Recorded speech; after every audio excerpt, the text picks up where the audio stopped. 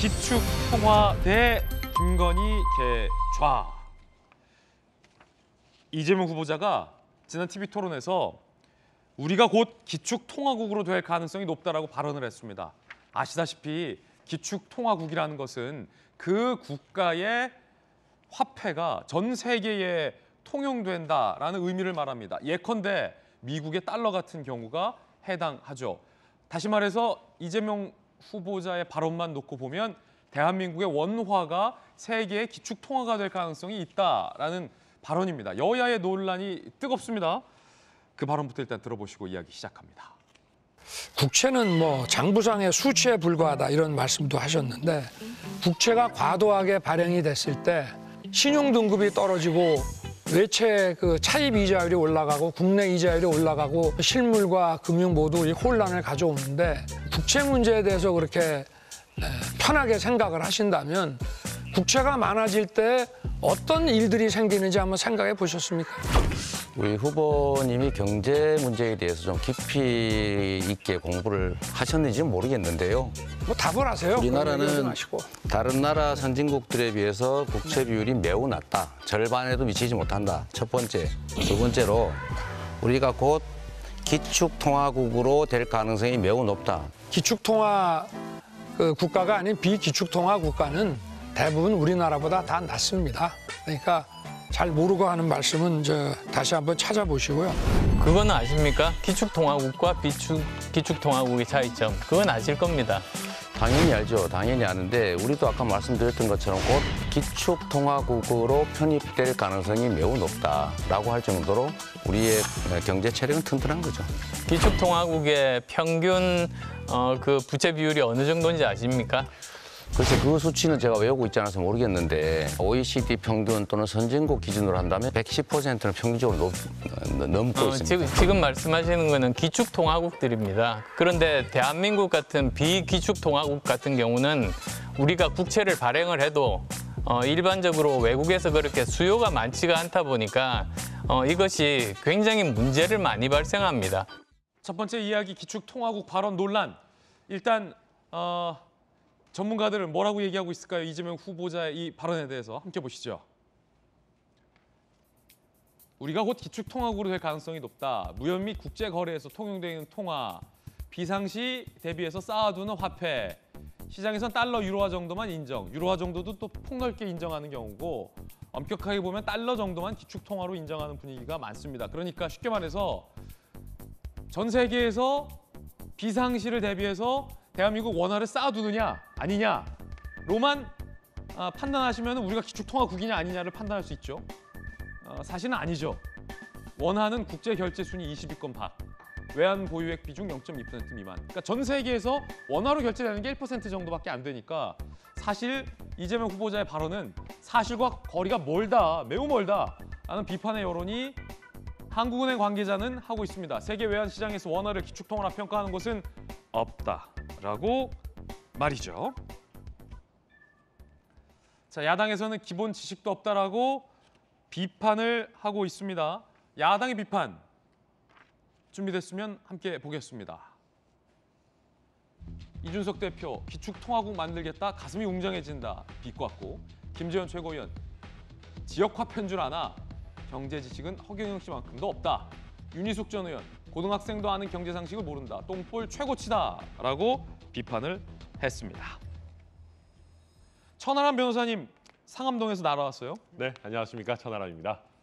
기축통화국 이재명 후보자의 발언 두 차례나 있었어요. 우리나라는 곧 기축통화국이 될 것이다. 네. 야당의 반응도 했는데 변호사께서 보시기엔 어떠세요? 그러니까 아마 뭐 몇몇 그런 주장하고 계시는 분 없지는 않습니다. 뭐 최백운 교수님 같은 분도 계시고요. 그런 것들을 아마 좀 이렇게 선택적으로 보시다 보니까 이런 문제가 생긴 것 같은데, 사실 우리나라가 곧 기축통화국이 될 것이다라는 거는 실언이죠. 근데 이 실언을 억지로 주워 담으려고 하는 상황에서 IMF SDR이라든지 뭐 정경련 보고서 같은 얘기들을 하시는데, 이거는 그 내용이 나온 맥락과 전혀 안 맞는 얘기입니다. 무슨 얘기냐면 기축통화국 같은 경우는 자기의 그 통화가 결제 수단으로 전 세계에서 통용되기 때문에 부채 비율이 좀 높더라도 그 위험성이 비기축 통화국보다는 좀 낫다라는 맥락에서 오고 간 건데 그 얘기를 나중에 와서 또 뭐 IMF의 SDR이니 이런 것과 연결시키는 것은 좀 맞지 않고요. SDR 개념과 기축 통화 개념은 전혀 다른 개념. 완전히 다른 예. 개념이죠. 근데 이제 와서 그걸 엮어서 말씀하시는 거는 더더욱 경제 지식이 좀 일천하다라는 것을 보여주시는 게 아닌가 싶고 저는 이런 말씀 드리고 싶습니다. 최근에 이재명 후보께서 경제 대통령이라는 수식을 굉장히 많이 쓰시고 계시는데 지금껏 이재명 후보의 그 행보들을 보면 물고기를 잡아놓은 것을 나눠주는 거는 저는 우리나라에서 뭐 허경영 씨와 버금가는 1, 2위 전문가신 것 같아요.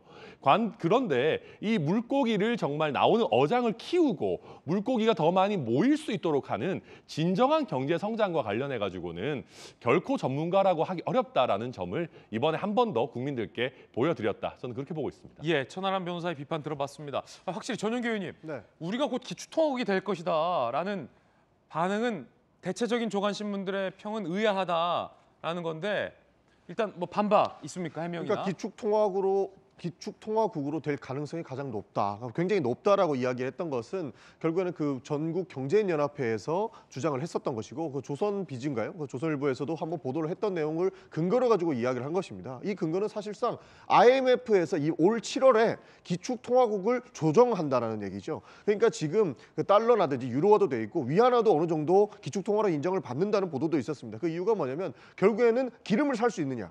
그러니까 석유를 살 때 우리가 원화를 달러로 바꿔서 기름을 샀어야 됐는데 이 가능성을 인정받을 수 있느냐에 대한 내용인데 이것을 지금 IMF에서 7월에 재조정을 하겠다는 것이고요. 예. 이 내용을 전국 경제인연합회에서 우리도 기축통화국으로 가면 수수료를 좀 덜 들이고 기름을 사올 수 있다. 이게 굉장히 긍정적인 반응입니다. 근데 사실 이 발언만 놓고 우리가 기축통화국이라고 해서 실현을 했다라고 이야기하는데요.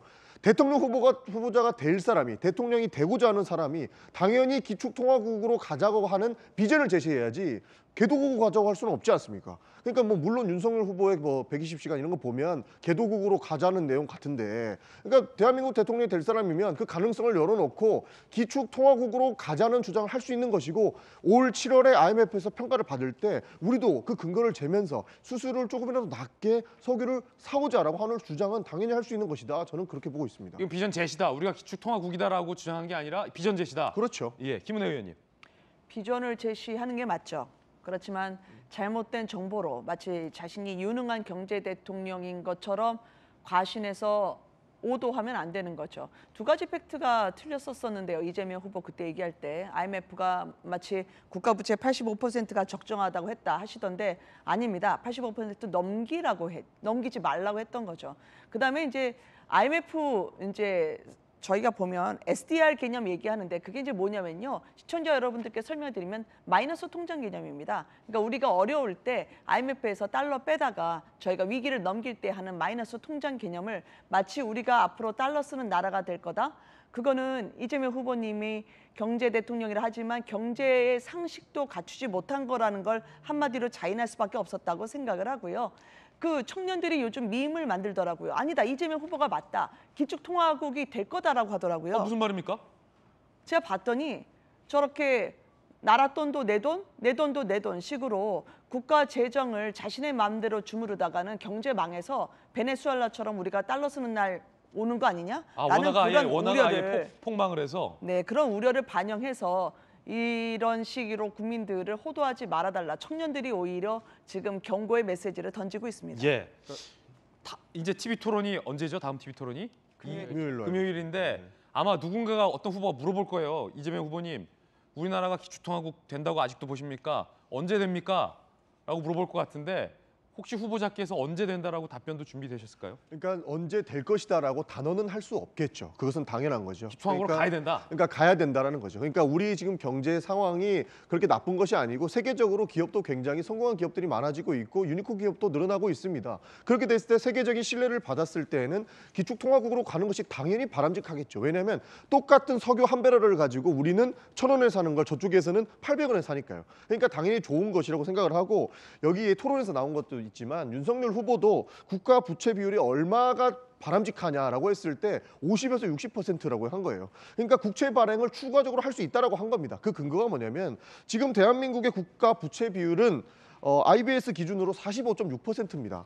그러니까 뭐 윤석열 후보가 부득이하게 국민의힘에 가서 그런 주장을 한지는 모르겠는데 50에서 60%는 더 낼 수 있다는 거예요. 그러니까 지금 코로나19로 굉장히 힘들 때 국채 발행을 해서 우리 국민들이 먹고 살게끔 할 수 있는 거는 당연히 할 수 있는 주장이고 그것은 어느 정도 이 내용만 보면 윤석열 후보도 인정하고 있는 것이 아닌가. 그 국민의힘만 반대하고 있는 건 아닌가. 저는 그렇게 보고 있습니다. 예.